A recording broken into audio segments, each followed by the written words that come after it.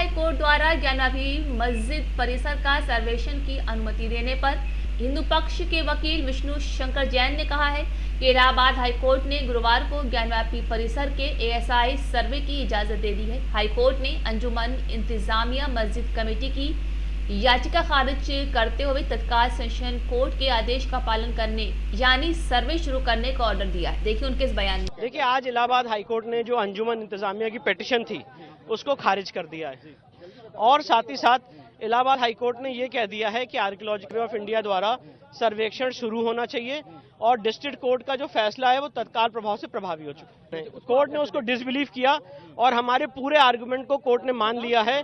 जो हमारा पूरा आर्गुमेंट था वो यही था कि बिना डैमेज किए सर्वे किया जाएगा। एएसआई ने भी एफिडेविट फाइल किया था तो कोर्ट ने कहा एएसआई के एफिडेविट को उसको डिसबिलीव करने का कोई मतलब नहीं बनता है और एएसआई ने जो एफिडेविट फाइल किया उसके टर्म्स में सर्वे हो। देखिए, मुझे लगता है सर्वे शुरू होना चाहिए और जो भी बात है सच या झूठ जो भी है वो कोर्ट के सामने आना चाहिए। सेशन कोर्ट का ऑर्डर इन टोटो अपहोल्ड कर दिया है ऑनरेबल इलाहाबाद हाई कोर्ट ने और ये भी लिखा है कि सेशन कोर्ट का ऑर्डर तत्काल प्रभाव से प्रभावी है। मणिपुर मुद्दे पर विपक्ष के हंगामे से नाराज हुए लोकसभा स्पीकर ओम बिरला आज भी सदन नहीं आए। उनकी जगह राजेंद्र अग्रवाल ने सदन की अध्यक्षता की। इसे लेकर कांग्रेस सांसद अधीर रंजन चौधरी ने नए स्पीकर से अनुरोध किया है कि वो ओम बिरला को सदन वापस आने को मनाए। उन्होंने कहा है कि बिरला हमारे संरक्षक हैं। राज्यसभा में सभापति जगदीप धनखड़ ने सभी सांसदों को 1 बजे मणिपुर पर चर्चा करने का निमंत्रण दिया, जहां बुधवार को विपक्ष ने इस मामले पर राष्ट्रपति द्रौपदी मुर्मू से मुलाकात की थी। आज संसद के मानसून सत्र का 11वां दिन है, जहां आज लोकसभा में दिल्ली अध्यादेश बिल पर चर्चा हो सकती है। वहीं digital personal data protection bill भी पेश होगा। अमेरिका एक बार फिर से भारत और पाकिस्तान के बीच सीधी बातचीत शुरू करवाना चाहता है। दरअसल 2 दिन पहले पाकिस्तान के प्रधानमंत्री शहबाज शरीफ ने कहा था कि वो भारत से बातचीत के लिए तैयार हैं। इसके बाद बुधवार को प्रेस कॉन्फ्रेंस के दौरान अमेरिका के विदेश मंत्रालय के प्रवक्ता मैथ्यू मिलर ने कहा है कि हम लंबे समय से जरूरी मुद्दों पर भारत पाकिस्तान के बीच बातचीत के समर्थक रहे हैं। हम हमेशा से यही चाहते आए हैं। हरियाणा के नूह में हुई हिंसा के तीसरे दिन भी राज्य के 4 जिलों में हालात तनावपूर्ण बन चुके हैं। नूह, पलवल, फरीदाबाद और गुरुग्राम के सोहना, मानेसर और पटौदी में 5 अगस्त तक इंटरनेट और एसएमएस सेवाएं बंद हैं। इन चारों जिलों में पैरा मिलिट्री फोर्सेस की 20 कंपनियां तैनात की गई हैं। जहां नूह ने बुधवार देर रात टाउनो इलाके में कुछ लोगों ने 2 धार्मिक स्थलों पर आगजनी की, जहां पुलिस ने मौके पर पहुंचकर स्थिति संभाली। जिले में 3 दिनों से जारी कर्फ्यू में आज 3 घंटे की छूट भी दी गई।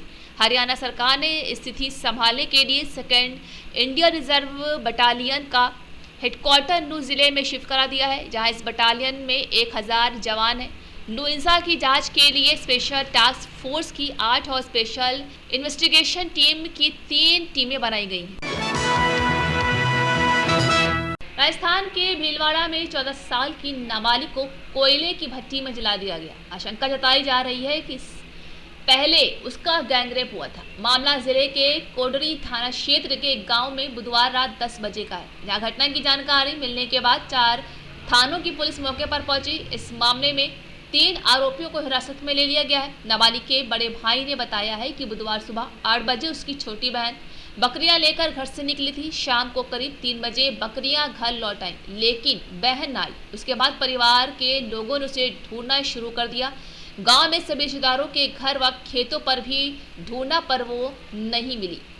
वहीं करीब रात 8 बजे परिवार के लोगों व ग्रामीणों ने नाबालिग को फिर से ढूंढना शुरू किया। इस दौरान करीब 10 बजे गांव के बाहर कालबेलिया के डेरे में कोयले बनाने की भट्टी जल रही थी, जहां बारिश के समय वो भट्टी नहीं जलाई जाती है।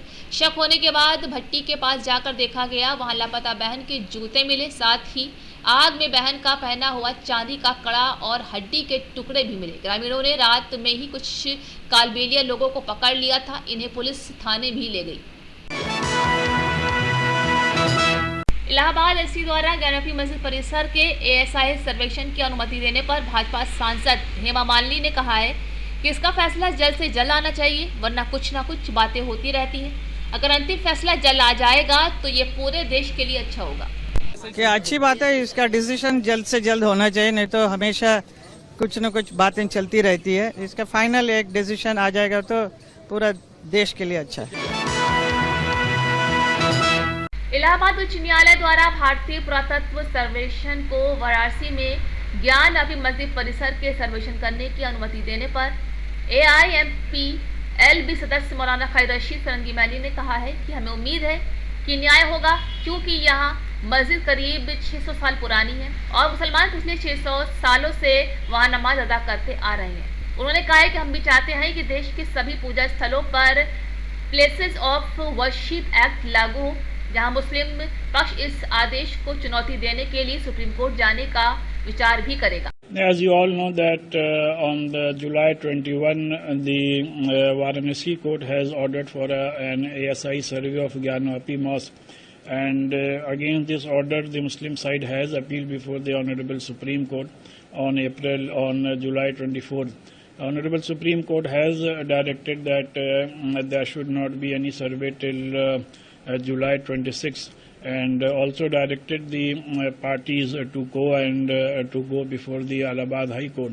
So we have filed the petition before the Allahabad High Court. Today Allahabad High Court has ordered ASI survey, and we are hopeful that justice will be done, as this masjid is around 600 years old, and Muslims are offering namaz there from last 600 years.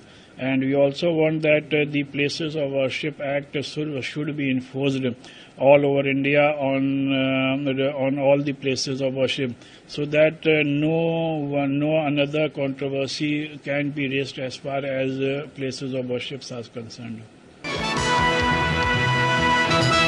India culture week 2023 के दौरान designer Rahul Mishra के लिए ramp walk करने पर अभिनेत्री श्रद्धा कपूर ने कहा है कि मुझे ऐसा लगता है कि मेरे लिए ये पहनना खास है, मेरे लिए ये बहुत गर्व का क्षण है। इसे तैयार करने में कारीगरों ने कड़ी मेहनत की। देखिए उनके इस बयान में। Say something that I feel like, पुराने ज़माने का टाइम जो होता था before technology came and took over everything, where the age of fast fashion didn't exist. I feel like for me to be wearing this piece makes it so much more special, because this is a testament to that craft that has existed, and for someone put so many hours to create something so beautiful. So I would say that I'm feeling most fashionable right now, because I am a representation of the artisans, and for me to be that is a very proud moment.